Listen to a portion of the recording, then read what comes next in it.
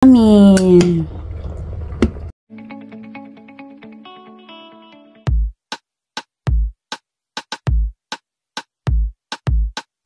You don't even know me like that. Guys, so welcome back to my channel. So today guys, magawa tayo ng bilo-bilo, ginataang bilo-bilo. Ayan siya yung ating ingredients. So sa Bisaya guys, kay binignit. So meron tayong saba, tapos meron tayong langka, tapos yan ang ating kamote, at saka yung ating kasaba. So lagyan natin kasaba para maiba. Tapos meron tayong homemade na bilo-bilo. So nilagyan ko ng color na OB. Tapos lagyan natin siya ng konting bigas. So gasan natin siya guys. So pakuluan na natin. Tapos na natin siya na hugasan. So ayan siya guys. Malapit na maluto yung ating bigas. So ilagay natin yung ating kasaba. So ayan, cubes. Cubes yung pagkahiwa natin. Kasi para cute. So kahit malayo pa ang Semana Santa, so magluto na tayo guys ng binignit kay nag-craving na tayo nito, no. Tsaka malamig, masarap ito.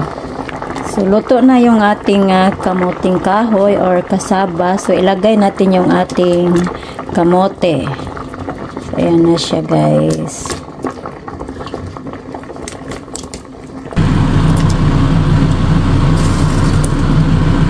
So, luto na yung ating kamote. So, ilagay natin yung ating saging. So, I cut it in cubes also.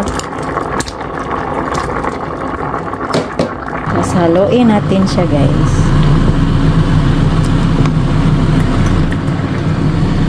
Tapos, lagyan natin siya ng gata. So, ayan siya, guys. So, yung gata natin is ganito. So, wala tayong fresh.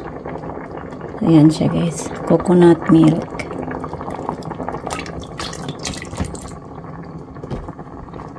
Tapos ilagay natin yung ating homemade bilo-bilo. So, ayan.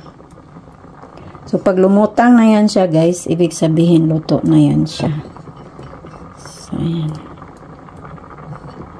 So para siyang palitaw. So kung paano ko siya ginawa, so glutinous rice flour lang siya guys. Tapos lagyan mo ng konting tubig at saka lagyan mo konting rice flour. Tapos ayun,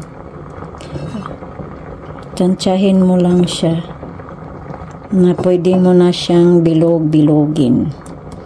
So, ayun. So lagyan natin siya ng sugar. So I use white sugar para hindi mag-brown yung ating binignit. So, granulated sugar. So, tikman nyo lang kung okay na sa inyong panglasa. Tapos, haluin natin. Ayan. Ayan siya, oh. Lumutang na siya, guys. So, para may kulay yung ating bilo-bilo. Yung ating ginataan na halo-halo. So, yan. Para makulay. So, yummy. So, lumulutang na. So, ibig sabihin, luto na yan.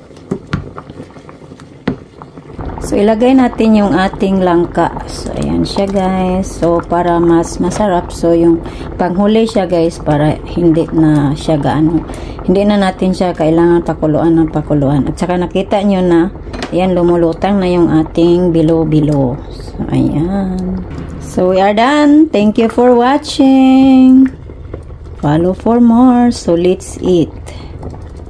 So, ayan na siya.